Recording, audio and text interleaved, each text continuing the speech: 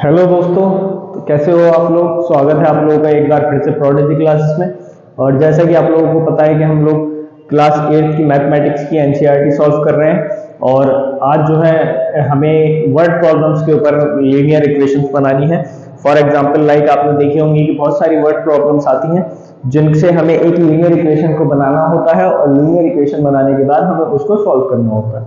इनसे पहले वाली हमारे दो parts linear equation in one variable के आ चुके हैं। हम लीनियर इक्वेशन कर रहे हैं और उस सीरीज में हम इससे पहले दो चैप्टर और फिनिश कर चुके हैं क्लास 8 की एनसीईआरटी के। तो आप लोग वो चैप्टर्स जाकर जरूर देखें, उनकी वीडियोस को जरूर देखें। अच्छे लगे तो लाइक करें, प्लेलिस्ट को हमारी शेयर करें ताकि और बच्चे भी इसको देख करके अपने बेसिक्स को स्ट्रॉन्ग कर सकें। तो आज का जो हमारा टॉपिक है वो वर्ड प्रॉब्लम्स है। पार्ट नंबर 3 है linear equations in one variable का। इसमें हमें ये देखना है कि कैसे एक हमें वर्ड प्रॉब्लम से इक्वेशन जो हमें फॉर्म करनी होती है वो कैसे होती है, या फिर क्वेश्चन को करने की क्या अप्रोच रहती है हमारी। हमें क्वेश्चन को कैसे करते हैं, कैसे हम एक क्वेश्चन पढ़ करके उसकी इक्वेशन को फॉर्म करने की कोशिश करते हैं। तो देर न करते हुए शुरू करते हैं। ओल्ड एनसीईआरटी से हम लोग क्वेश्चन करेंगे। एक बार ये फिर से मैं आपको रिमाइंड कराए दे रहा हूँ, ओल्ड एनसीईआरटी के हम लोग क्वेश्चन करेंगे। नए वाली एनसीईआरटी में इतने ज्यादा क्वेश्चंस नहीं है जिसकी वजह से हम लोग उसमें से क्वेश्चंस नहीं लेंगे। फिलहाल शुरू करते हैं अपना chapter linear equations in one variable, जिसका आज हम लोग करने वाले हैं part 3 word problems. So let's start. सबसे पहले जो हमें करने वाले हैं वो एग्जांपल 5 है। पेज नंबर आपके 24 पे वो आपको मिल जाएगा। पेज नंबर 24 पे एक एग्जांपल दिया हुआ है। व्हाट शुड बी एडेड, आप लोगों को नीचे लिखा हुआ दिखाई दे रहा होगा question. What should be added to twice the rational number -7/3 to get 3/7। ये क्वेश्चन हमसे कहना चाह रहा है हिंदी में, अगर हम इसका पूरा का पूरा ट्रांसलेशन करें कि हम क्या ऐड कर दें twice the rational number -7/3 to get 3/7। अब सबसे पहले मैं आपको एक चीज यहाँ पे ये बताना चाहता हूं कि भाई ट्वाइस का मतलब क्या है। आप लोगों को ध्यान रखना है कि वर्ड प्रॉब्लम्स में कुछ चीजें हमेशा सेम रहती हैं, जैसे कि वर्ड है ट्वाइस। ट्वाइस का जो मतलब होता है, ट्वाइस का मतलब होता है दो गुना। ट्वाइस का मतलब क्या होता है दोस्तों? दो गुना। अब किसी भी चीज का दो गुना कब होता है? फॉर एग्जाम्पल मैं यहां पे लिखूं 2, 3, 4, 5, 6, 7, 8, 9। ठीक है, मैंने यहाँ पे 2 से लेकर 9 तक की गिनतियां लिख दी। अब आप मुझे बताइए कि भाई 2 का दो गुना कितना होगा? 2 का दो गुना यानी डबल 4, ये दो गुना हुआ। 3 का दो गुना होगा 6, 4 का दो गुना हो जाएगा 8, 5 का दो गुना कितना होगा? 10, 6 का दो गुना कितना होगा? 12, 7 का दो गुना होगा 14, 8 का दो गुना होगा 16 और 9 का दो गुना कितना हो जाएगा दोस्तों? 18। और ये ऐसे ऐसे चलता चला जाएगा। दो गुना का मतलब डबल। जहां पे भी आपको क्वेश्चन में लिखा हुआ दिखे ट्वाइस, इसका मतलब डबल। अब आप अगर यहाँ पे ध्यान से देखो तो एक्चुअल में हो क्या रहा है? दो गुना वाले केस में ये डबल हो रहा है, डबल या फिर दो गुना कह लीजिए या फिर ट्वाइस कह लीजिए, दो गुना। ठीक है, तो यहाँ पे हो क्या रहा है? अगर हम यहाँ पे देखें तो यहाँ पे हम डबल कर देते हैं इस वाले नंबर का, यानी 2 की मल्टीप्लाई कर देते हैं इसी वाले नंबर से, तो ये 4 बन जाता है। यहाँ पे भी वही डबल करने के लिए जिस भी नंबर का डबल करना है उसकी 2 से मल्टीप्लाई, भाई यही तो होता है दो गुना। जिस भी नंबर का डबल करना था, 4 का डबल करना था तो उसकी 2 से मल्टीप्लाई। यहाँ पे किसका डबल करना था? 5 का डबल करना था तो उसकी 2 से मल्टीप्लाई। यहाँ पे 6 का डबल करना था तो उसकी 2 से मल्टीप्लाई। यहाँ पे 7 का डबल करना था तो उसकी 2 से मल्टीप्लाई। और यहाँ पे 8 का डबल करना था तो उसकी 2 से मल्टीप्लाई। और यहाँ 9 का डबल करना था तो उसकी 2 से मल्टीप्लाई। बेसिकली दो गुना करने के लिए आपको जिस भी नंबर का या जिस भी संख्या का दो गुना करना है उसको आपको 2 से मल्टीप्लाई करा देना है, वो उसका डबल आपके पास आ जाएगा। साइन का ध्यान रखना है। फॉर एग्जाम्पल अगर मैं आपसे बोलूं -2 का दो गुना कितना होगा, तो आप लोगों को पता चल गया है कि दो गुना करने के लिए 2 से मल्टीप्लाई करा दो उस नंबर की जिसका दो गुना करना है। अब 2 से मल्टीप्लाई कराई मैंने किसकी? -2 की, क्योंकि इसी का दो गुना करना था। तो आंसर क्या आएगा दोस्तों? नंबर की नंबर से मल्टीप्लाई 4। और साइन यहाँ पे इन्वॉल्व हो रहा है, यहाँ पे दोनों प्लस के थे इसलिए आंसर हमेशा प्लस का रह रहा था, साइन को देखने की जरूरत नहीं थी। बट जैसे ही यहाँ पे साइन आया तो एक प्लस है एक माइनस है, आंसर का क्या होगा? -4। यानी -2 का दो गुना कितना है? -4। -6 का दो गुना कितना है? तो ये होगा 2 × -6 और -6 का दो गुना हो जाएगा -12। अगर मैं आपसे बोलूं x का दो गुना कितना है? x का दो गुना कितना है तो आपको पता होना चाहिए 2 की मल्टीप्लाई करा दो उस नंबर से जिसका दो गुना करना है, तो 2 की मल्टीप्लाई करा दो x से, तो x का दो गुना हो जाएगा दोस्तों 2x। बहुत ध्यान से समझने वाली बात है। थोड़ा सा इस चीज पे आप लोगों को फोकस करना होगा। अब अगर हम लोग अपने क्वेश्चन पे वापस आए तो ये कह रहा है what should be added to twice the rational number -7/3 to get 3/7। अगर मैं -7/3 का 2 गुना करूं और उसमें एक नंबर को जोड़ दूं तो 3/7 बनना चाहिए। या फिर दूसरे शब्दों में कि व्हाट शुड बी एडेड, मैं क्या ऐड करूं ट्वाइस द रेशनल नंबर -7/3 से -7/3 के ट्वाइस से, यानी 2 गुना से क्या नंबर उसमें मैं ऐड करूं जो 3/7 बन जाए। अब अगर आप लोगों को इसकी इक्वेशन लिखनी है तो भाई सबसे पहले तो आपकी ये बात समझ में आ रही है कि ट्वाइस द रेशनल नंबर है। क्वेश्चन आप लोगों को नीचे लिखा हुआ दिख रहा होगा, ट्वाइस द रेशनल नंबर -7/3, यानी -7/3 के दुगने में ऐड करना है। तो पहले मैं -7/3 का दुगना निकाल लेता हूं कि भाई मुझे -7/3 का दुगना करना है तो मुझे 2 से ही मल्टीप्लाई करना पड़ेगा इसको, -7/3 को। अब क्योंकि ये न्यूमरेटर में है, इसके नीचे 1 है, तो भाई ये फ्रैक्शनल मल्टीप्लीकेशन होंगी, तो ये कितना हो जाएगा -14/3, यानी -14/3 जो है वो डबल बन गया किसका, -7/3 का। अब कह रहा है कि इसमें क्या ऐड करूं, what should be added to twice the rational number -7/3, इसके डबल में, यानी इसमें मैं क्या ऐड करूं जो 3/7 बन जाए, राइट।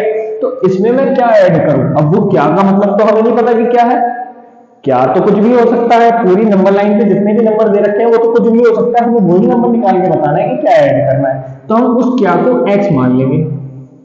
ये एग्जांपल नंबर 5 है, पेज नंबर 24 पे एनसीईआरटी में पुरानी वाली में। अब मैं उस क्या को क्या ऐड करूं, क्या को हम x मान लेंगे कि भाई मैं x ऐड करूं किसमें, -14/3, ये जो दुगना बन गया -7/3 का दुगना बन गया, इसमें मैं x को जब ऐड करूंगा यानी प्लस करूंगा, भाई ध्यान साइन का रखना है, वो डबल जो माइनस साइन आ रहा है वो डबल में आ रहा है, बट मुझे ऐड का साइन अलग लगाना पड़ेगा क्योंकि वो कह रहा है कि जोड़ना है। और क्या बन जाए वो, टू गेट 3/7, कि वो 3/7 बन जाए। ठीक है दोस्तों, अब इक्वेशन आपके पास बन गई, हो गया काम सिंपल। आप लोगों को पता है क्या कि भाई ये दोनों साइन आपस में टकरा रहे हैं, जब साइन टकराते हैं तो ये हो जाएगा x minus plus minus minus होगा, ब्रैकेट हट जाएगा 14/3 इज इक्वल टू 3/7, ये 14/3 उसके पास जाएगा तो ये हो जाएगा x इज इक्वल टू 3/7, ये माइनस का था तो उधर आके प्लस का, तो ये हो जाएगा 14/3। एलसीएम लेना पड़ेगा, एलसीएम लेंगे तो कितना बना ये 21, इस वाले से डिवाइड 3 और 3 3 9 हो गया, ऊपर वाले से मल्टीप्लाई 7, और ये हो गया 70 और 28 98, और ये कितना बन गया दोस्तों 107/21, 107/21 किसी नंबर से नहीं जा रहा, तो इसका जो आंसर होगा वो हो जाएगा 107/21, यानी x की वैल्यू क्या आ रही है 107/21, यानी कि जब मैं इसमें 107/21 को ऐड करूंगा तो वो 3/7 बन जाएगा। कैसे बनेगा, वेरीफाई करके देख लेते हैं, वेरीफाई करके देख लेते हैं कि भाई अगर मैं x ऐड करूंगा किसमें -14/3 में तो क्या बन जाएगा 3/7, यानी इसके बराबर आना चाहिए इधर वाला पूरा। तो x की जगह मैं क्या रखूं 107/21 plus minus -14/3 is equal to आना चाहिए 3/7, एलसीएम लेना पड़ेगा 21, तो यहाँ आएगा 107, माइनस करना पड़ेगा ये 7 ऑफ 98 आएगा यहाँ पे, इज इक्वल टू 3/7 आना चाहिए, और यहाँ कितना बचेगा 2 9/21 इज इक्वल टू 3/7, और ये कट जाएगा 3 3 9 3 7 21, तो आपने देखा 3/7 बराबर 3/7 वेरीफाई हो गया है। इसका मतलब ये जब मैं इसमें ऐड करूंगा तो 3/7 आएगा। नेक्स्ट क्वेश्चन पे चलते हैं, क्वेश्चन नंबर 6 है।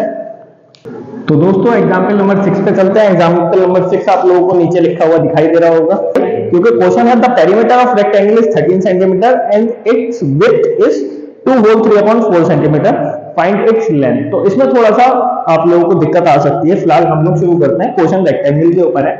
मैं थोड़ी सी आपको रेक्टेंगल के लिए बातें बताना चाहूंगा। सबसे पहले रेक्टेंगल होता क्या है भाई, ये रेक्टेंगल होता है, मतलब इस वाली साइड जो होती है, या तो इसको कह लो या इसको कह लो, मतलब कोई सी भी हो सकती है, जो आपकी मर्जी। जो लंबी साइड होती है उसे लेंथ कह लेते हैं, वैसे तो जो लंबी साइड है उसे लेंथ कह लेते हैं। अब क्योंकि हमें पता है रेक्टेंगल में अपोजिट साइड्स बराबर होती हैं, क्या होती हैं, रेक्टेंगल की बात कर रहा हूं मैं, रेक्टेंगल की, और किसी चीज की नहीं, किसकी बात कर रहा हूं, रेक्टेंगल की। सबसे पहली बात क्या है, opposite sides are equal, opposite sides are equal. इसका क्या मतलब हुआ, इसका मतलब यह हुआ कि जब ये लेंथ है तो ये भी लेंथ भी है, और अगर ये 5 सेंटीमीटर है तो ये वाली भी 5 सेंटीमीटर ही होगी। इक्वल का मतलब क्या होता है, जितनी भी ये वाली साइड होगी उतनी ही ये होगी, या फिर जितनी ही ये वाली होगी उतनी ही ये वाली होगी। और एक अपोजिट साइड ये भी होती है, इसको हम कहते हैं ब्रेथ, या फिर बहुत सारी जगहों पे इसको विड्थ भी बोला जाता है। ठीक है दोस्तों, जब ये ब्रेथ है तो ये वाली भी ब्रेथ ही होगी, और बहुत सारी जगहों पे इसको विड्थ भी बोला जाता है। ठीक है, अब आप लोगों को समझ में आया कि अपोजिट साइड्स तो पहली बात क्या होगी, इक्वल होगी। दूसरी चीज एक होता है इसका एरिया। एरिया क्या है कि मान लो अगर आपके पास ये रेक्टेंगल है तो एरिया ये पूरा जो अंदर इसके इन चारों लाइनों के बीच में जितनी जगह इसमें ली, जितनी भी जगह इसके बीच में आई है इन चारों लाइनों के बीच में, तो वो कहलाता है एरिया। मान लो इन चारों लाइनों के बीच में आपको टाइल्स बिछाने हैं, क्या बिछाने हैं, टाइल्स बिछाने, और केवल जमीन में बिछाने हैं। तो दोस्तों टाइल्स बिछाने के लिए आपको बिल्कुल एग्जैक्ट दीवारों से लेकर के चलना पड़ेगा, और इन सब पूरी बीच की जगह पे टाइल्स बिछाने पड़ेंगे। तो इस स्थिति में हमें इसका एरिया निकालना पड़ेगा। टाइल्स बिछाने हैं, चादर बिछानी है, या कुछ भी बिछाना, तो हमें एरिया में देखना पड़ेगा कि एरिया कितना है। एरिया ये पूरा इन चार लाइनों के बीच में जितनी भी जगह कवर कर रहा है ये सब एरिया होता है। दूसरी बात एक चीज होती है पेरीमीटर। तो एरिया का फॉर्मूला लिख लीजिए, इसका एरिया होता है length into breadth, length into breadth. ये मेंसुरेशन में वैसे हमें पढ़ना है, अभी थोड़ा आगे चल के मेंसुरेशन आ जाएगा, उसमें पढ़ना है। तो एरिया कितना होगा, लेंथ से मल्टीप्लाई कर दो ब्रेथ की। फॉर एग्जांपल अगर लेंथ मुझे दे रखी है 5 सेंटीमीटर और ब्रेथ मुझे दे रखी है 3 सेंटीमीटर, तो एरिया कितना हो जाएगा, 5 मल्टीप्लाइड बाय 3, 15 सेंटीमीटर स्क्वायर। क्योंकि 5 सेंटीमीटर मल्टीप्लाइड बाय 5 सेंटीमीटर होगा तो सेंटीमीटर भी तो 2 बार आया मल्टीप्लाई में, और जब सेंटीमीटर मल्टीप्लाई में 2 बार आया तो वो हो गया सेंटीमीटर स्क्वायर। तीसरी चीज आती है पेरीमीटर। तो दोस्तों पेरीमीटर का मतलब होता है, पेरीमीटर का मतलब होता है, मान लो हमने यहां से शुरू करा तो, और एक तार से हमने इस रेक्टेंगल को बनाया, किससे बनाया, तार से बनाया, तो कितना तार हमारा टोटल लगा।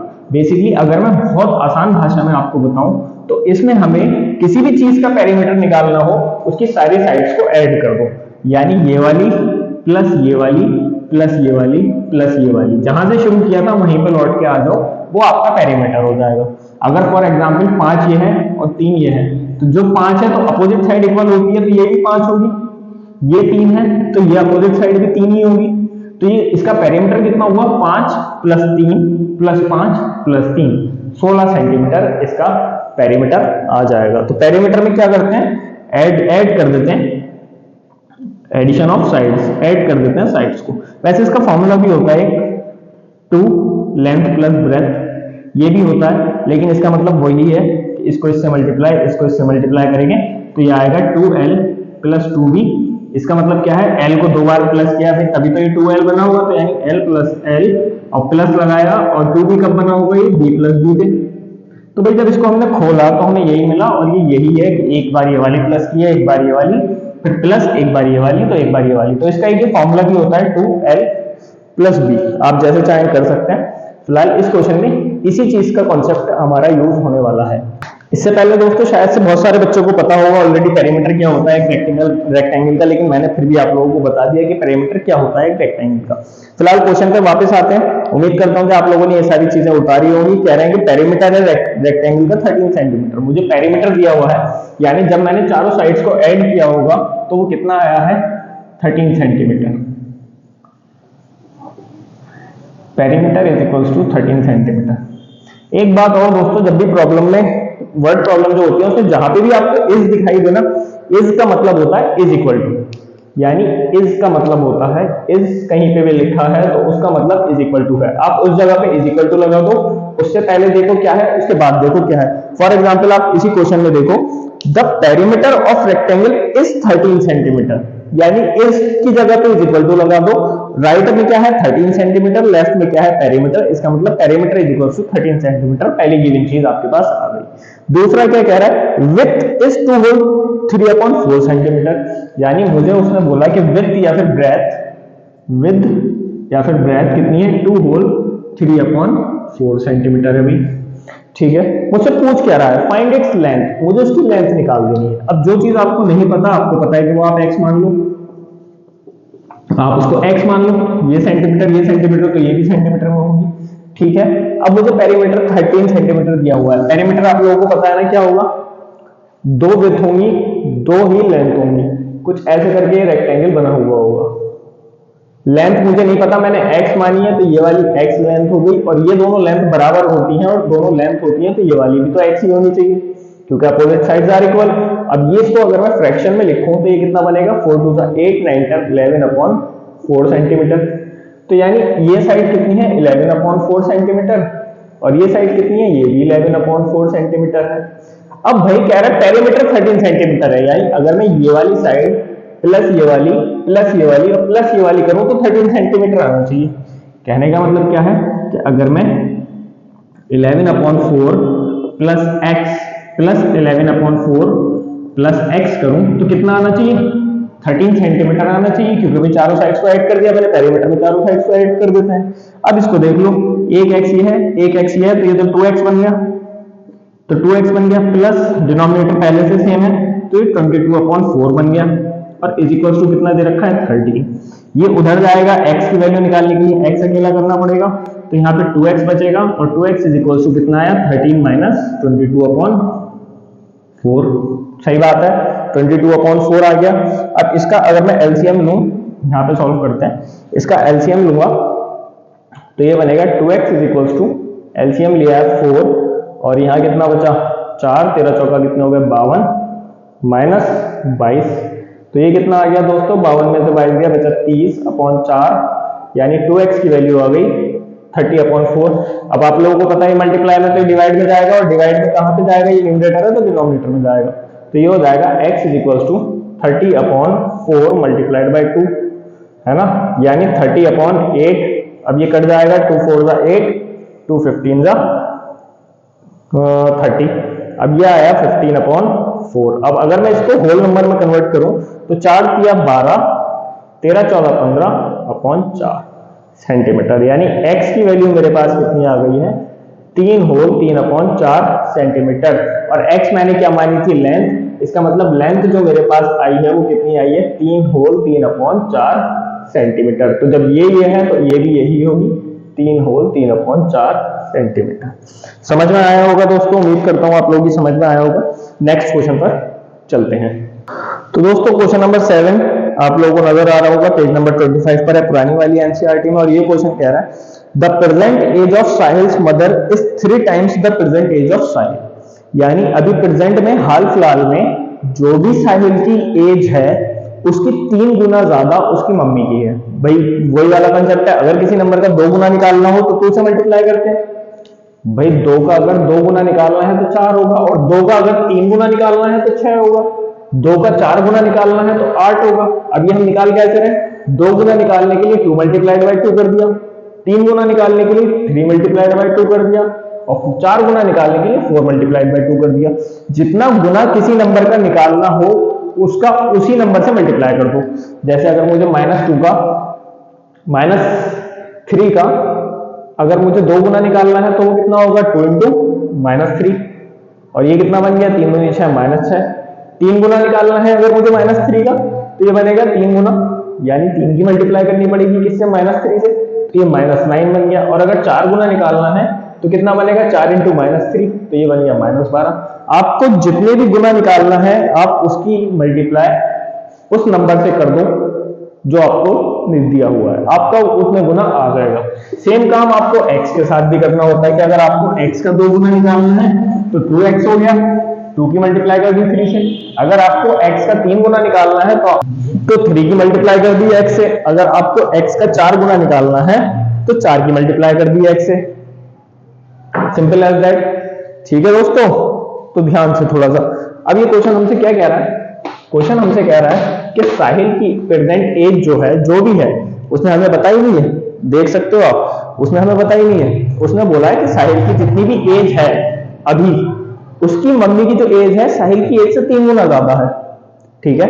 और फिर दूसरी बात, 5 साल के बाद, 5 साल के बाद क्या हुआ कि उनकी एजेस को अगर मैं ऐड करूंगा तो वो 66 इयर्स बनेंगी। फाइंड प्रेजेंट एजेस, हमें प्रेजेंट एजेस निकालनी है। Very good. देखो दोस्तों, एग्जांपल नंबर 7 है, एग्जाम्पल नंबर 7 है। इसमें थोड़े से ब्लॉक्स बनाने पड़ेंगे प्रेजेंट एज के और वैसे। तो यहां देखते हैं, मान लो भाई ये साहिल है, तो यही ऊपर भी देख लेते हैं। चलो, ये प्रेजेंट एजेस है, प्रेजेंट एजेस, ठीक है। यहां पे मैं लिखूंगा साहिल की एज, यहां लिखूंगा उसकी मदर की एज, और यहां पे मैं करूंगा एडिशन, सम या फिर ऐड, ठीक है। अब एक प्रेजेंट एज हमें उसने बताई तो नहीं, क्वेश्चन आपको दिख रहा है नीचे लिखा हुआ, कहीं पे भी उसने प्रेजेंट एज नहीं बता रखी है, तो मेरे पास कोई और ऑप्शन ही नहीं है, मुझे एक्स ही मानना पड़ेगा। भाई कोई कुछ भी हो सकती है, पूरी नंबर लाइन पे कुछ भी एज हो सकती है पॉजिटिव नंबर में, क्योंकि नेगेटिव तो एज किसी की नहीं होती है, -6 इयर्स तो किसी की एज नहीं होती है, -5 इयर्स किसी की एज नहीं होती है, तो पॉजिटिव में कितनी भी एज हो सकती है। तो मैंने एक्स मान लिया कि भाई कुछ तो है, और जब उसकी एज एक्स है, नीचे पढ़ो ध्यान से, तो कह रहा है प्रेजेंट में मदर की एज साहिल की एज से 3 गुना है, यानी इसके 3 गुना है, यानी कि 3x। 3 गुना निकालने के लिए भाई इस नंबर की 3 गुना है, तो मैंने 3 से इसको मल्टीप्लाई कर दिया तो वो 3 गुना बन गई। अगर मैं ऐड अप करूं तो 4x बनेगा, वो भी रहने देते हैं। अब अगर मैं देखूं 5 साल के बाद, आफ्टर 5 इयर्स, आफ्टर 5 इयर्स कहानी क्या बनी, आफ्टर 5 इयर्स के बाद साहिल की जो एज थी वो 5 साल बड़ी होगी। भाई मेरी एज जो भी है अभी 5 साल के बाद उसमें 5 ऐड हो जाएगा, तो साहिल की एज में 5 ऐड हुआ होगा और वो बन गई होगी x + 5। 5x मत लिख देना, x + 5, 5x का मतलब 5 गुना हो जाएगा। वो 5 गुना नहीं होती है 5 साल के बाद एज, 5 से बढ़ जाती है, तो 5 से बढ़ाई। ये ऐड हो नहीं सकते क्योंकि ये एक x वेरिएबल है और इसके पास x नहीं है, राइट। मदर की एज में भी 5 बड़ा होगा, यानी मदर उस समय 3x की थी प्रेजेंट में, तो इसमें भी 5 बड़ा होगा भाई। 5 साल के बाद जाहिर सी बात है सबकी एज 5-5 बढ़ जाती है। अब अगर मैं इन दोनों का एडिशन देखूं 5 साल के बाद कि सम इनकी एजेस का कितना बना, तो मैं कह सकता हूं कि भाई साहिल की थी x + 5 और इसकी मम्मी की थी 3x + 5, तो इनका सम कितना बना भाई 3x और x, क्योंकि ये दोनों सेम वेरिएबल है तो ये जुड़ जाएंगे, 4x हो जाएंगे, और 5 और 5 10 हो जाएगा, क्योंकि इसके पास x नहीं है तो ये इसके अंदर जुड़ नहीं पाएंगे, राइट। तो इनका जो सम हो जाएगा वो हो जाएगा 4x + 10 5 साल के बाद एज का। लेकिन अगर आप क्वेश्चन में ध्यान से देखो नीचे की तरफ, तो वो कह रहा है कि 5 साल के बाद जो सम बनेगा वो बनेगा 66 इयर्स, राइट। 5 साल के बाद जो सम बनेगा वो 66 ईयर बनेगा, यानी इस वाले 5 साल के बाद जो भी उसकी एज होगी और जो भी उसकी मम्मी की एज होगी वो कितनी आएगी 66 इयर्स। या तो मैं ये नहीं कह सकता कि ये जो है 4x + 10 ये बराबर है किसके 66 इयर्स के, ठीक है दोस्तों। तो मेरे पास जो हिसाब लगाया मैंने, तो मेरे पास हिसाब लगा के जो उनकी 5 साल के बाद की एज का जो सम आया वो 4x + 10 आया, बट क्वेश्चन में दे रखा है कि 5 साल के बाद जो उनकी एज हो जाएगी वो 66 इयर्स हो जाएगी। तो इसका मतलब ये दोनों बराबर हुए कि नहीं हुए, और जब मुझे ये दोनों बराबर मिल गए, हमें ढूंढना यही होता है कि हम एक लेफ्ट हैंड साइड को किसी तरीके से राइट हैंड साइड इक्वल करने की कोशिश कर सकें ताकि हम x की वैल्यू निकाल सकें। तो भाई जब ये मेरे पास इक्वल आ गए तो ये बन गया कि भाई 4x + 10 बराबर होगा किसके 66 के, ठीक है। यहां से मेरे पास x की वैल्यू आ जाएगी, ये 10 जाएगा उधर, तो ये बचेगा 4x = 66 - 10, और यहां से 4x = बचेगा 56, और x की वैल्यू आ जाएगी 56/4, तो यहां पे x बचेगा कितना 4 × 4 = 4 × 16, x की वैल्यू आ गई 14। अब यहां पे मैंने x मानी थी साहिल की एज, यानी इस x की वैल्यू कितनी आई है 14, यानी 14 इयर्स। तो यानी प्रेजेंट एज जो है साहिल की वो कितनी है 14 इयर्स। मदर की कितनी होगी साहिल की एज से 3 गुना, मदर की कितनी होगी साहिल की एज से 3 गुना, तो 14 को अगर मैं 3 से मल्टीप्लाई करूंगा तो कितना बनेगा 14 × 3 = 42, मदर की एज कितनी है 42 इयर्स। अब अगर मैं इसको वेरीफाई करने की कोशिश करूं तो 5 साल के बाद साहिल की एज हो जाएगी 19 इयर्स, और मदर की एज हो जाएगी 5 साल के बाद 47 ईयर्स। और इन दोनों का जो सम है वो 66 आ रहा है क्या नहीं, बस मुझे ये देखना है। तो ये हो गया 6 और ये भी हो गया 6, 66। यस, बिल्कुल सही है, वेरीफाई हो गया है क्वेश्चन, हमारा आंसर एकदम करेक्ट आया है। बढ़ते हैं नेक्स्ट क्वेश्चन की तरफ। तो दोस्तों नेक्स्ट क्वेश्चन आप लोगों को लिखा हुआ नीचे दिख रहा होगा। क्वेश्चन है, Bansi has 3 times as many as 2 rupees coin as he has 5 rupees coin. यानी उसके पास टाइम्स, देखो दोस्तों, 2 गुना या फिर 3 टाइम्स या फिर 2 टाइम्स, ये सब बराबर है। ट्वाइस, थ्राइस या फिर 2 टाइम्स, 3 टाइम्स। टाइम्स का मतलब मल्टीप्लाई होता है, अपनी नोटबुक में कहीं ना कहीं करके लिख लें। टाइम्स जहां पे भी लिखा होगा उसका मतलब होता है मल्टीप्लाई, हमें मल्टीप्लाई करना है। यानी अगर वो यहाँ पे कह रहा है 3 टाइम्स तो उसका मतलब है 3 गुना। ठीक है, क्वेश्चन पढ़िए। Bansi has 3 times as many as 2 rupees coins as he has 5 rupees coins. यानी उसके पास जितने 5 रुपीज कॉइन्स है ना, उसके 3 गुना ज्यादा उसके पास 2 रुपीज कॉइन्स है। ठीक है भाई। If he has in all a sum of 77 rupees, यानी उसके पास जो टोटल पैसे हैं वो 77 रुपीज हैं। How many coins of each domination does he have? उसके पास कितने, मतलब 5 रुपए के कितने कॉइन है और 2 रुपए के कितने कॉइन है, मुझे ये बता देना है। एग्जाम्पल नंबर 8 है, एनसीईआरटी, पुरानी वाली एनसीईआरटी का। इससे पहले आप लोग मुझे एक बात बताइए कि मान लीजिए आप लोगों के पास 5 रुपए के कॉइन है और 10 रुपए के कॉइन है। 5 रुपए के मैंने बोला आपके पास 2 कॉइन है और 10 रुपए के मैंने बोला आपके पास 3 कॉइन है। तो आपके पास टोटल डिनोमिनेशन कितने हुए, यानी आपके पास टोटल रुपए कितने हुए, सोच समझ के बताना। तो यहाँ पे जो आपको मिले भाई 2 कॉइन है 5 रुपए के, तो आपने इन दोनों को क्या मल्टीप्लाई, तो 5 दूनी 10, आपके पास 10 रुपीज तो हुए 5 रुपए वाले। अब आपके पास 10 रुपए के कॉइन है 3, तो आपने इन दोनों को मल्टीप्लाई किया, 10 या 30, तो 30 रुपए हो गए आपके पास। कितने? 10 रुपए के कॉइन के, और टोटल रुपीज है आपके पास 40 रुपीज। यानी आपके पास कॉइन्स तो थे 5, टोटल कॉइन जो थे वो 5 थे, 2 थे 5 रुपए के, 3 थे 10 रुपए के, लेकिन आपके पास पैसे कितने? 40 रुपीज। बहुत ध्यान से, अगर मैं आपसे बोलूं एक बार और कि अगर आपके पास मान लो फॉर एग्जांपल 5 रुपए के 4 कॉइन्स हैं, 10 रुपए के 3 कॉइन्स हैं और 2 रुपए के और हैं, इस बार 2 रुपए के और हैं कॉइन, और ये हैं आपके पास 5। तो आपके पास कितने रुपीज हैं टोटल? तो आपको पता है 5 कॉइन 20 रुपए बनेंगे यहां से, और यहाँ पे 3 कॉइन तो यहाँ पे 30 रुपए बनेंगे, और भाई यहाँ पे 2 कॉइन 5 दूनी 10 रुपए यहाँ पे बनेंगे। तो आपके पास टोटल रुपीज कितने हैं? 60 रुपीज है भाई टोटल। और कॉइन्स कितने थे? कॉइन्स कम थे, रुपीज ज्यादा है। ठीक है, अब इस क्वेश्चन को आप दोबारा देखो, कह रहा है कि 5 रुपए के कॉइन जो है ना, वो जितने भी हैं उससे 3 गुना ज्यादा जो है वो 2 रुपए के कॉइन है। ठीक है दोस्तों, अब if he has in all a sum of 77 rupees, then क्या फाइंड करना है? हमें डिनोमिनेशन फाइंड करनी है। वेरी गुड, इतनी चीज समझ में आ गई। तो अब थोड़ा साइड में ही देख लेते हैं, अभी इसको रफ नहीं करना है, साइड में देखते हैं। भाई उसके पास 5 रुपए के कॉइन थे, 5 रुपीज कॉइन के एक्स कितने थे? मैंने माना, क्योंकि क्वेश्चन में कहीं नहीं दे रखा कि कितने कॉइन है, मैंने अपने मास से माना कि उसके पास एक्स कॉइन थे। और भाई इसी के 3 गुना, इसी के 3 गुना, जितना भी ये नंबर था इसका ही 3 गुना था। कितने रुपीज? 2 rupees coin. 2 रुपए के कितने कॉइन थे? ये ऐसे करके इसे हटा के कॉइन्स लिखते हैं, इज इक्वल टू एक्स। और 2 रुपए के कॉइन्स कितने थे उसके पास? जितने भी 5 के थे उससे 3 गुना। क्वेश्चन ध्यान से पढ़िए, क्लियरली वहां पे लिखा हुआ है कि जितने भी 5 रुपए के कॉइन है उससे 3 गुना ज्यादा 2 रुपए के कॉइन है। इसका मतलब ये हुआ। अब दोस्तों उसके पास टोटल पैसे कितने हुए? ये जो पैसे हैं उसके पास टोटल पैसे कितने हुए? अगर मैं आपसे यहाँ पे दोबारा से आऊं वापस लौट के, और मैं इस बार 10 रुपए गायब कर दूं यहां से, और मैं आप लोगों से पूछूं कि भाई इस बार मुझे नंबर नहीं पता, इस बार मुझे नंबर नहीं पता, इस बार मुझे ये पता है कि भाई 5 रुपए के तो एक्स कॉइन है और 2 रुपए के कितने हैं? 3x कॉइन है।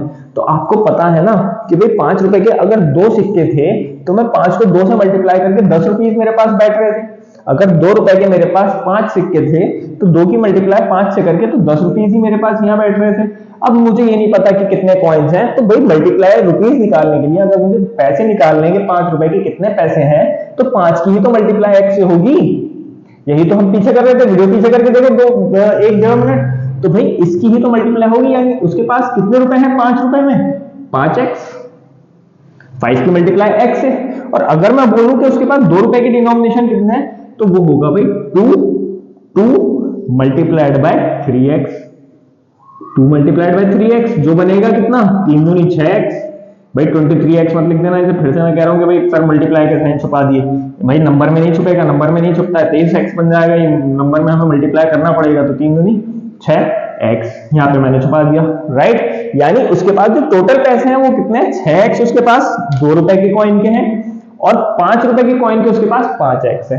अब क्वेश्चन में नीचे लिखा हुआ है कि उसके पास टोटल 77 रुपए हैं, टोटल कितने हैं 77 रुपए, लेकिन मैं जब देख रहा हूं तो यहां से कितने पैसे आ रहे हैं कि भाई 5x जो है वो 5 रुपए के सिक्के हैं उसके पास टोटल पैसे में, कि भाई पैसे उसके पास 5x है, और 2 रुपए के पैसे में उसके पास कितने पैसे हैं 6x है, और अगर मैं इन दोनों को प्लस करूंगा तो 77 रुपए आ रहे हैं। बात समझ में आ रही है? बहुत ध्यान से 1-2 मिनट पीछे वीडियो को करके देखो, जब मैं 5 रुपए के 2 कॉइन ले रहा था तो मैं इन्हीं दोनों को मल्टीप्लाई करके मुझे पता लग रहा था कि 5 रुपए के कितने पैसे हो रहे हैं। अगर मैं 2 रुपए के 6 कॉइन लूंगा तो इन्हीं दोनों को मल्टीप्लाई करके मुझे पता लगेगा कि वो जो 12 रुपए हो रहे हैं वो 2 रुपए से बन रहे हैं, 2 रुपए के सिक्कों से बन रहे हैं। इसलिए अब मैंने अगर यहाँ x लिया है तो इन दोनों को मल्टीप्लाई करके मैंने 5x ये पता लगाया कि 5 रुपए के जो पैसे हैं वो 5x है, और जो 2 रुपए के उसके पास टोटल पैसे हैं वो 6x है। और जब मैं इन दोनों को जोड़ूंगा तो 77 बन रहा है, क्वेश्चन में क्लियरली लिखा हुआ है कि जो उसके पास टोटल रुपीस है वो 77 है। अब ये भाई सेम वेरिएबल है 6x और 5x, इन दोनों को जोड़ दिया मैंने तो ये हो गया 11x = 77। तो यहां से x की जो वैल्यू आई वो आई 77/11, विच इज x की वैल्यू मेरे पास आई 7, यानी x कितना था 7, यानी उसके पास 5 रुपए के कितने सिक्के हैं असल में, उसके पास असल में 5 रुपए के 7 सिक्के हैं, और उसके पास 2 रुपए के कितने सिक्के हैं तो 3x है, यानी इसके 3 गुना है, तो इसके 3 गुना कितने हो गए 3 × x, x की वैल्यू मेरे पास कितनी आई 7, तो भाई उसके पास 2 रुपए के 21 सिक्के हैं, सीधी सी बात है। अब भाई यहाँ पे भी मैं x की वैल्यू रख सकता हूँ क्योंकि x 7 आया है, तो भाई x की वैल्यू अगर मैं यहाँ रखूं तो ये 5x, तो 5 × 7 35 रुपीज बन रहे हैं क्या भाई, करो 5 सत्ते 35 रुपए बन रहे हैं। यहाँ पे 6x है तो 6 × 7 6 7 42 रुपीज ये आने चाहिए, तो 21 दूनी 42, ये देखो 42 रुपीज आ रहे हैं, और जब इन दोनों को जोड़ूंगा तो 77 रुपीज उसके पास टोटल मौजूद है। तो उम्मीद करता हूं क्वेश्चन आप लोगों को समझ में आया होगा। नेक्स्ट क्वेश्चन की तरफ चलेंगे, क्वेश्चन नंबर 9, बहुत इंपॉर्टेंट क्वेश्चन है, कॉन्जिक्यूटिव नंबर के ऊपर आया है, ये देखते हैं ये हमें कैसे सॉल्व करना है। तो दोस्तों क्वेश्चन आप लोगों को नीचे लिखा हुआ दिखाई दे रहा होगा। क्वेश्चन कह रहा है the sum of 3 consecutive multiples of 11 is 363, find these multiples.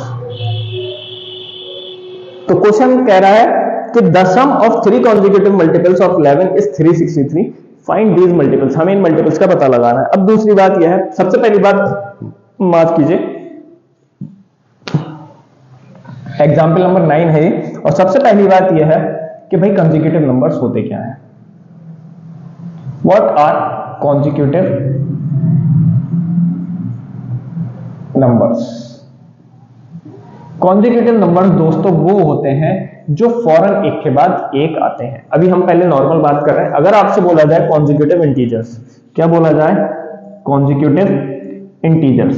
Consecutive integers का मतलब होता है कि भाई लगातार जो नंबर आ रहे हो, जैसे भाई क्या 2 3 4 5 6 7, ये सब कॉन्जिक्यूटिव है, एक के बाद एक आ रहे हैं, 3 4 5 6 3 4 5 6 कॉन्जिक्यूटिव नंबर्स, ठीक है, 1 2 3 4 कॉन्जिक्यूटिव नंबर्स, -3 -4 -5 -6 कॉन्जिक्यूटिव इंटीजर्स या फिर कॉन्जिक्यूटिव नंबर्स, ठीक है।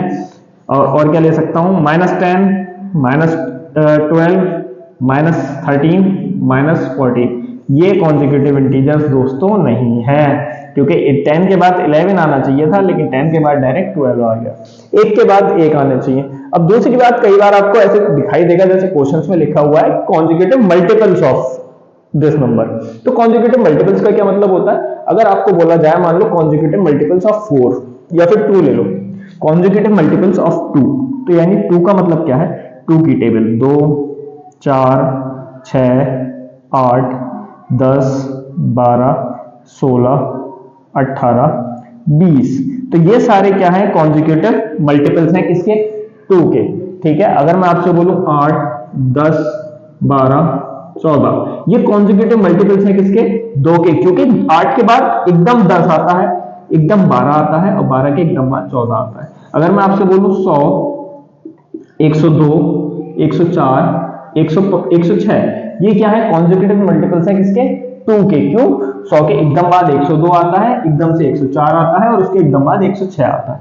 इसका मतलब ये नहीं है, अगर देखो कॉन्जिक्यूटिव मल्टीपल्स ऑफ 3 लेना है, अगर कॉन्जिक्यूटिव मल्टीपल्स ऑफ 3 लेना है तो इसका मतलब 3 की टेबल के लाइन से नंबर आने चाहिए, जैसे कि 3, 6, 9, 12, ये कॉन्जिक्यूटिव नंबर है 3 के मल्टीपल्स। ठीक है, मैं आपसे बोलूं 15, 18, 21, 24, 27, 5 कॉन्जिक्यूटिव मल्टीपल्स हैं ये 3 के, सॉरी 5 कॉन्जिक्यूटिव नंबर हैं ये 3 के मल्टीपल्स।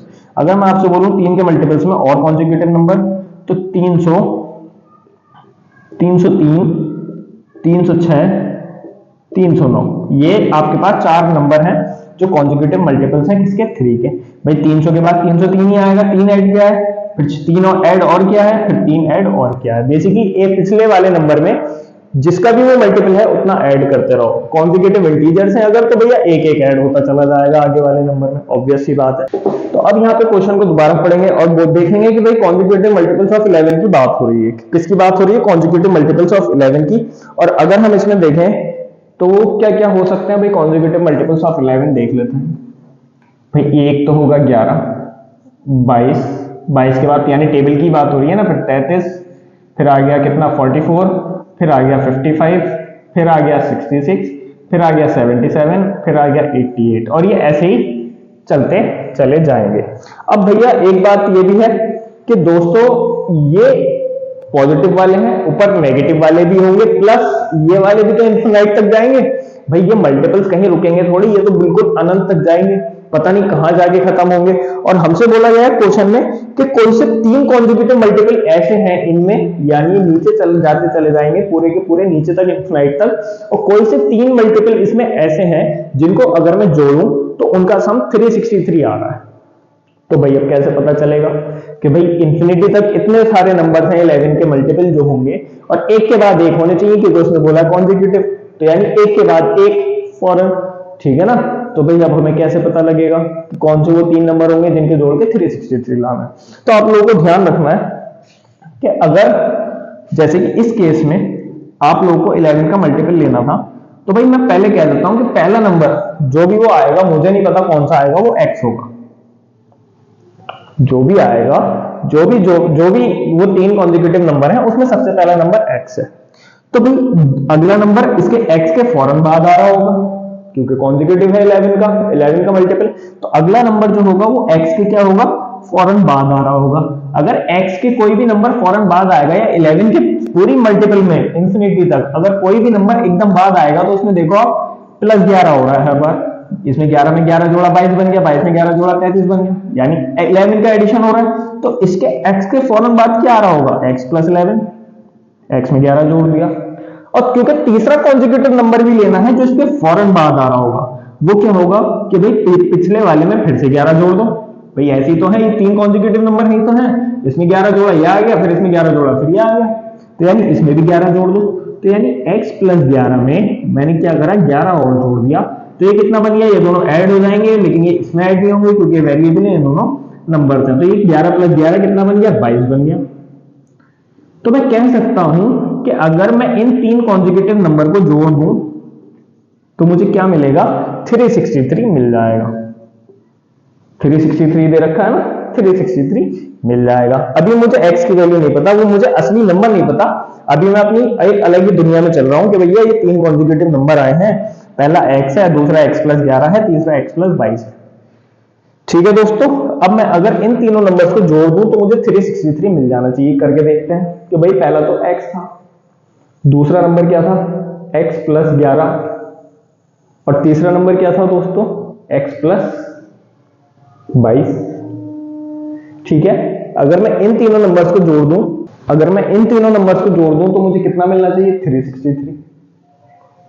ठीक है भाई, कोई दिक्कत नहीं है, जोड़ के देखते हैं।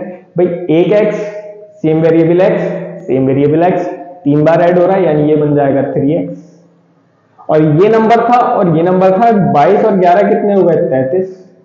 और इज इक्वल टू कितना आ रहा है 363। ये दोनों प्लस में है, इसका प्लस है, ये इधर जाके किसमें हो जाएगा माइनस में, तो 3x इज इक्वल टू कितना हो जाएगा 363 माइनस 33। और 3x की मेरे पास वैल्यू आ जाएगी कितनी 33, इसमें से माइनस करूंगा तो ये आ जाएगा 330।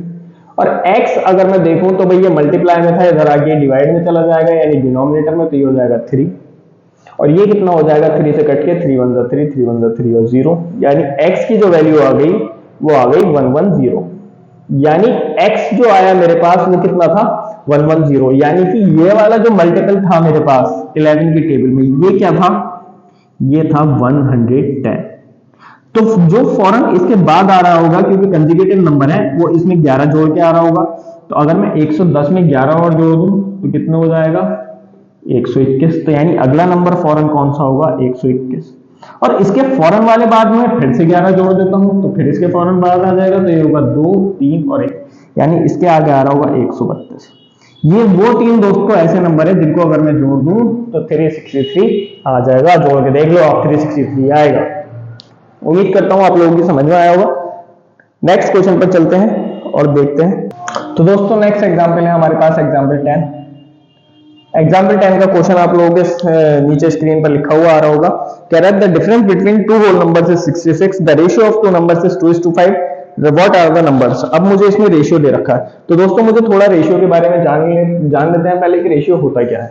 तो दोस्तों देखो, रेशियो का मतलब होता है बेसिकली, रेशियो कुछ नहीं होता है, रेशियो होता है डिवीजन। क्या होता है डिवीजन। अगर आपको किन्हीं दो नंबर्स का रेशियो दे रखा है तो उसको ऐसे करके लिखा जाता है a रेशियो b, ये होता है दो नंबर्स का रेशियो। और इसी को कुछ नहीं कहते, कुछ नहीं है ये, बस ये तो दो डॉट्स हैं, इसका मतलब यह है कि a ऊपर है और b नीचे है। इसी को हम लोग रेशियो में कन्वर्ट कर देते हैं, पहली बात। दूसरी बात, ये जो रेशियो होता है ना, ये किसी भी डिविजनल फॉर्म का या किसी भी फ्रैक्शन का लोवेस्ट फॉर्म होता है। क्या होता है, लोवेस्ट फॉर्म होता है। अब इसका क्या मतलब है, ये बात हम लोग कर चुके हैं, ठीक है। फॉर एग्जाम्पल अगर मैं आपको बोलूं कि मेरे पास a की वैल्यू है 16 और b की वैल्यू है 20, ठीक है, तुम आप मुझे इनका रेशियो बताओ, आप मुझे इनका रेशियो बताओ। आपने बोला कि सर रेशियो कुछ नहीं होता है, डिवीजन होता है a/b, और इसी को मैं रेशियो बना के लिख देता हूं कि भाई a:b।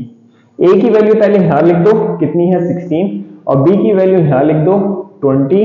रेशियो में दो डॉट्स लगा देते हैं ऐसे बीच में, तो ये रेशियो बन जाता है। तो सर ये रेशियो आ गया 16 रेशियो 20। मैं बोलूंगा कि ये बिल्कुल गलत है। क्यों है गलत दोस्तों, क्योंकि रेशियो में ये जो 16 और 20 दिख रहे हैं, इसमें आपको एक कॉमन मल्टीपल दिख रहा होगा 4, क्योंकि 4 से ये भी कट रहा है और 4 से ये भी कट रहा है।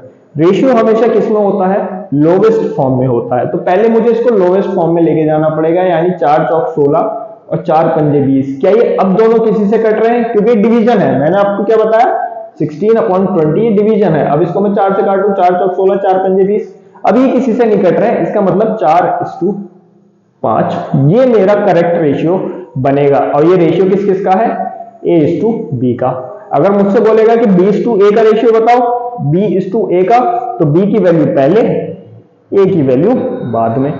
b:a का रेशियो बन गया 5:4। तो आप लोगों को याद रखने वाली बात यह है कि कोई भी रेशियो होता है ना दोस्तों, वो लोवेस्ट फॉर्म होती है, वो एक्चुअल नंबर नहीं है। एक्चुअल नंबर 16 और 20 थे, क्योंकि a की वैल्यू 16 थी, b की वैल्यू 20 थी, ये असली नंबर उसने मुझे क्वेश्चन में गिवन दे रखे थे। बट रेशियो जो आया है वो 5:4 आया है, ठीक है। अब मैं इसको आपको थोड़ा सा और उल्टा लेके चलता हूं। उल्टा कैसे लेके चलता हूं, इसी क्वेश्चन को ले लेते हैं। मान लीजिए a 16 है, b 20 दे रखा है, तो मेरा जो रेशियो आया a:b का वो 5:4 आया, ठीक है। a:b का जो रेशियो आया था मेरे पास वो आया था 5 है ना, नहीं 4:5। 4:5 भाई a ऊपर है b नीचे है, तो a की वैल्यू 16 ऊपर 20 नीचे, 4 से ऊपर कटा 4, 5 आया नीचे, तो वो ऊपर वाला पहले नीचे वाला बाद में, या फिर पहले a बाद में b, यहां पे देखना होगा। तो a:b का जो रेशियो आया वो 4:5 आया है। अब अगर मैं आपसे ऐसे बोलूं कि आप थोड़ी देर के लिए भूल जाओ कि a की वैल्यू 16 थी, b की 20 थी, और अब आप लोग ये याद मत रखो बिल्कुल कि a की वैल्यू क्या थी और b की वैल्यू क्या थी। अब मैं आपको बोलूं कि भाई दोस्तों कोई दो नंबर्स हैं जो मैंने पहले से अपने दिमाग में सोच के रखे हैं, वही दो नंबर्स है ना, वो मैंने अपने दिमाग में पहले से सोच के रखे हैं, और उनका जो रेशियो आ रहा है वो 4:5 आ रहा है। ठीक है, उनका जो रेशियो आ रहा है वो 4:5 आ रहा है। अब आप मुझे ये बताओ वो दोनों नंबर्स कौन कौन से हैं। तो दोस्तों ये क्या है, ये a/b ही तो है, और ये क्या है, ये 4/5 ही तो है। बट ये मुझे पता है कि ये रेशियो है, ये असली नंबर्स नहीं है, ये असली नंबर्स नहीं है। तो अब मुझे करना क्या होता है, इसकी ना ऊपर नीचे मल्टीप्लाई करानी होती है। अब आपको पता है फ्रैक्शन में मैंने आपको बताया था कि अगर कोई भी चीज छेड़छाड़ मल्टीप्लाई ऊपर करते हैं तो उसी सेम नंबर से मल्टीप्लाई नीचे भी करनी पड़ेगी ताकि ये फ्रैक्शन बिगड़े ना। ये हमने अपने उस सीरीज में बात की थी, जो हम बेसिक वाली सीरीज चला रहे थे, उसमें जब मैं फ्रैक्शन करा रहा था तब मैंने आप लोगों को बताया था कि अगर ऊपर किसी नंबर से मल्टीप्लाई कराएंगे तो नीचे भी उसी नंबर से मल्टीप्लाई कराना होगा ताकि फ्रैक्शन बिगड़ ना पाए, कट कटा के वही आए, तो वो उसके इक्विवेलेंट हो जाएगी। ठीक है, तो आप लोगों को याद रखना है कि किसी भी नंबर से अगर मैं ऊपर मल्टीप्लाई कराऊंगा तो उसी से नीचे भी करानी है। तो अगर मैं इसकी 1 से मल्टीप्लाई कराऊं ऊपर नीचे तो ये क्या हो जाएगा, 4/5।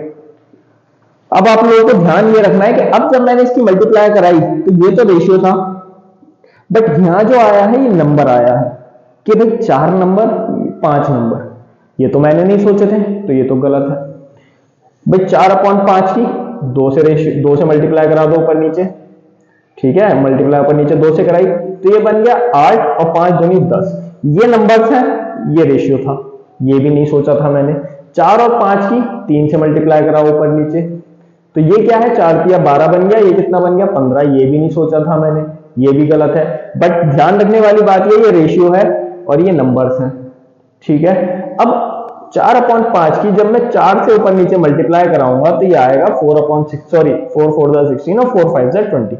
अब आप लोगों को पता है कि सर यही वो नंबर्स हैं जो हमने सोच रखे हैं अपने दिमाग में, ऊपर वाला 16 यानी a की वैल्यू 16 और b की वैल्यू 5, यानी ये जो नंबर है ये करेक्ट नंबर है जिसका रेशियो 4/5 है। लेकिन आप लोग ध्यान से देखो तो इन नंबर्स का भी रेशियो 4/5 ही है। 3 से अगर मैं काट दूं तो 3 चौक 12, 3 पंजे 15। ठीक है, अब क्योंकि ये नंबर तो हमने अपने दिमाग में पहले से सोच रखे थे कि a 16 है, b 20 है, इसलिए हमें पता चल गया। आप ये सोचो कि भाई इन सारे नंबर्स का ही रेशियो 4/5 एक नंबर है जिसका रेशियो भी 4/5 है क्योंकि ये कट ही नहीं रहा किसी से। 8/10 भी 2 ऐसे नंबर्स हैं जिनका रेशियो 4/5 ही क्योंकि 2 से कट जाएंगे। फिर 12/15 भी एक ऐसे ऊपर नीचे नंबर्स हैं जिनका रेशियो 4/5 है क्योंकि वो कट जाएंगे।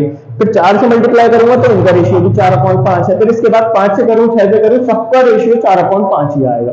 तो भैया इतने सारे नंबर्स हैं, इन्फिनाइट तक है, सबका रेशियो 4/5 ही होगा।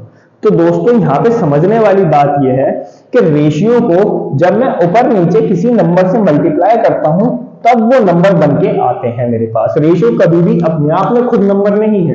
रेशियो को नंबर बनाने के लिए मुझे एक फैक्टर से ऊपर नीचे मल्टीप्लाई करना पड़ेगा, जिसके बाद जो नंबर आएगा तब मुझे पता लगेगा कि ये मेरे पास वो नंबर है या नहीं है जो मैंने सोच रखा था। इसी थ्योरी पे ये क्वेश्चन बेस्ड है, या इसी कंसेप्ट पे ये पूरा क्वेश्चन बेस्ड है। तो क्वेश्चन आप लोगों की स्क्रीन पे फिर से रहा, कह रहे हैं कि the difference between two whole numbers is 66, the ratio of two numbers is 2:5, what are the two numbers. यानी दो नंबर्स का रेशियो जो मुझे दे रखा है वो 2:5 दे रखा है। ध्यान से समझना, मैंने बोला एक नंबर होगा x और दूसरा नंबर है y फॉर एग्जांपल, या ऐसे मत लिखो, डायरेक्ट दो नंबर्स लिख लो कि भैया मुझे दो नंबर दे रखे हैं, उनका रेशियो दे रखा है 2:5 का, 2:5 का रेशियो है। तो मैं ये कह सकता हूं ना कि 2/5 है और ये रेशियो है, और मुझे इस रेशियो को किसी नंबर से मल्टीप्लाई करना पड़ेगा, तब जाके मुझे वो नंबर्स दिखाई देंगे। किसी फैक्टर से मल्टीप्लाई करना पड़ेगा ऊपर नीचे, तब जाके मुझे वो नंबर मिलेंगे यहां पर और यहां पर ऊपर नीचे, जो एक्चुअल नंबर होंगे जिनको मैं घटा दूं तो मुझे 66 मिलेगा। क्योंकि पहली लाइन यही है कि जो भी ये दो नंबर्स हैं इनका जो डिफरेंस है ना वो 66 है। ठीक है, और उसने मुझे नंबर्स की जगह पे रेशियो दे रखा है। तो यानी इनफिनाइट नंबर्स का जो रेशियो आएगा ना भाई, 1 से मल्टीप्लाई कर दूं तब भी 2/5 आएगा, नंबर आ जाएंगे। 2 से मल्टीप्लाई करूंगा तो 4/10 आ जाएगा, उनका भी रेशियो 2/5 है ना। लेकिन उनका जो डिफरेंस आएगा वो कितना आएगा, जैसे फॉर एग्जांपल मैं आपको करके दिखाता हूं। 2/5 को अगर मैं ऊपर नीचे 1 से मल्टीप्लाई कर दूं तो ये 2/5 आया, यानी ये नंबर आ गया मेरे पास, ये रेशियो था।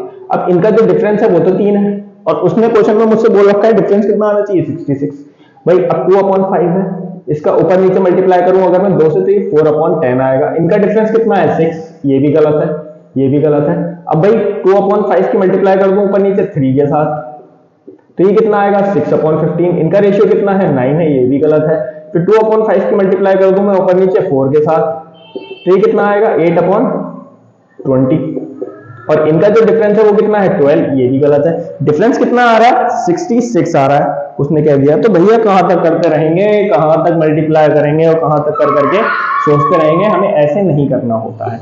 इसका तरीका ये है दोस्तों इस क्वेश्चन को करने का कि हमें क्या करना है, हमें जिस नंबर से मल्टीप्लाई करना है ना ऊपर नीचे, वो नंबर हमें नहीं पता कि यहाँ पे किस फैक्टर से मल्टीप्लाई करना है, और जिससे यहाँ होगा उससे यही होगा। तो हम कह देते हैं कि भाई हम x से ऊपर मल्टीप्लाई कर देते हैं और x से ही नीचे मल्टीप्लाई कर देते हैं, हमें क्योंकि नहीं पता वो नंबर। और बहुत सारे नंबर हैं, हमें कैसे पता लगेगा कि कौन सा वो नंबर है, कौन सा वो फैक्टर है जिससे ऊपर नीचे मैं मल्टीप्लाई करूं और जो नंबर्स हैं उनका जो डिफरेंस है वो 66 आ रहा है। बहुत परेशानी का मामला होता है। तो मैं अभी के लिए कह देता हूं कि भाई ये जो रेशियो है इसकी मैं x फैक्टर से ऊपर मल्टीप्लाई करूंगा, नीचे करूंगा, तो ये बन जाएगा 2x ऊपर और 5x नीचे। ठीक है ना दोस्तों।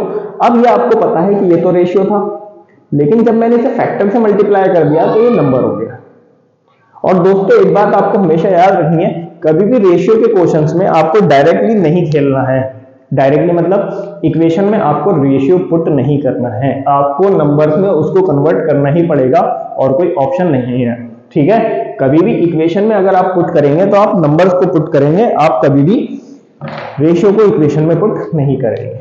अब वो कह रहा है कि भाई जो इनका डिफरेंस है, अब ये नंबर बन गए, इनका जो डिफरेंस है वो मेरे पास 66 है। अब दोस्तों एक बात बताओ, यहाँ पे 2x है, यहाँ पे 5x है, इनमें से बड़ा कौन सा है? ऑब्वियसली बात है, ऑब्वियसली बात है मेरे पास 5x बड़ा होगा। क्यों? क्योंकि 2 की मल्टीप्लाई में x से कर रहा हूं। मान लो अगर x 5 है तो 5 2 10 और 5 की नीचे 5 से मल्टीप्लाई 25, क्योंकि ये फैक्टर तो कॉमन है, लेकिन यहाँ पे एक कांस्टेंट बड़ा है, इसलिए नीचे वाला नंबर हमेशा बड़ा आएगा। तो मैं कह सकता हूं कि अगर मैं बड़े वाले नंबर में से छोटे वाले नंबर को माइनस करूं, 5x में से 2x को अगर मैं माइनस करूंगा तो क्वेश्चन के हिसाब से मुझे 66 मिल रहा है। समझ में आई बात? अब भाई ये कॉमन वेरिएबल है, सेम वेरिएबल है, x इधर भी x इधर भी है, तो सॉरी सब्ट्रैक्ट हो जाएगा, 3x बचेगा और ये 66 आएगा। और ये मल्टीप्लाई में 3 तो ये हो जाएगा 66/3 और 3 दूनी 6, 3 दूनी 6, यानी x की वैल्यू आ गई भैया कितनी? 22। इसका मतलब क्या है कि अगर मैं इस 2/5 रेशियो को ऊपर नीचे 22 से मल्टीप्लाई करूं तो ये बनेंगे नंबर्स, ये रेशियो था मेरे पास, और नंबर्स क्या बनेंगे? नंबर्स बनेंगे 22 दूनी कितना हो गया 44 और 22 दूनी कितना हो गया 110, और इन दोनों को जब मैं माइनस करूंगा तो रेशियो आएगा मेरे पास, सॉरी जो नंबर आएगा, जो इनका डिफरेंस आएगा वो आएगा 66 का। ठीक है दोस्तों, उम्मीद करता हूं आप लोग समझ गए होंगे। अब आप ये सोचो कि अगर डायरेक्ट आप 1 2 3 फिर उनका डिफरेंस देखते, फिर 4 से मल्टीप्लाई करते, फिर डिफरेंस, फिर 5 से, फिर डिफरेंस देखते, फिर 6 से, फिर डिफरेंस देखते, तो आपको 22 तक जाना पड़ता देखने के लिए। पूरे कॉपी के 2 पेज खराब हो जाते, मतलब खराब तो नहीं हो जाते, आपकी प्रैक्टिस हो जाती, लेकिन फिर भी आपको बहुत ज्यादा जाना पड़ता है। और एक्स मान के आपने 2 मिनट में 2 लाइनों में तो सॉल्व कर दिया। तो उम्मीद करता हूँ आप लोगों को अच्छा लगा होगा आज का सेशन। अच्छा लगा होगा और आप लोगों के वर्ड प्रॉब्लम्स थोड़े बहुत समझ में आए होंगे, कैसे हमें वर्ड प्रॉब्लम्स पढ़ के इक्वेशंस बनानी होती हैं। आप लोगों को क्लियर हुई होंगी आज चीजें थोड़ी सी कि कैसे करना होता है, क्या करना होता है। बाकी मैं आप लोगों के लिए एक स्क्रीन पे एक्सरसाइज लगा रहा हूं 2.2, जिसमें बहुत सारी वर्ड प्रॉब्लम्स दे रखी हैं एनसीईआरटी में, है ना। वो आप लोगों को करनी है, करके लेकर के आनी है, होमवर्क में अपने नोटबुक में करनी है, और जरूर आप लोग उसको ट्राई करें, क्योंकि क्वेश्चंस बहुत सारे तो वहां पर उस एक्सरसाइज में ऐसे हैं जो हम लोग यहाँ पे आज करा चुके हैं। तो आप लोगों को दिख रही होगी स्क्रीन पे इमेज 2.2 एक्सरसाइज की, आप लोग जरूर ट्राई करें। इसके शुरू के 10 से 10-12 क्वेश्चन जितने भी आप लोग कर सकते हैं, और उसके बाद हम लोग नेक्स्ट पार्ट में इस एक्सरसाइज को पूरा करा देंगे और फिर अगले चैप्टर की तरफ हम लोग बढ़ चलेंगे। तो आज की वीडियो के लिए दोस्तों इतना ही। अगर आप लोगों को हमारी वीडियो अच्छी लग रही है तो आप लोग हमारी वीडियो को लाइक करें, कमेंट करें, सब्सक्राइब करें प्रोडिजी क्लासेस को, और ज्यादा से ज्यादा हमारी वीडियोस को शेयर करें, क्योंकि जब आप लोग हमारी वीडियोस को देखेंगे तब हमें भी एक मोटिवेशन मिलेगा वीडियोस को बनाने का, और हम लोग अपनी वीडियोस को और बेहतर करेंगे ताकि आप लोगों के लिए अच्छी तरीके से आप लोग चीजें समझ पाए और कर पाए। तो उम्मीद करता हूं आज का सेशन आप लोगों को पसंद आया होगा। कमेंट करके जरूर बताएं। Thank you. जय हिंद।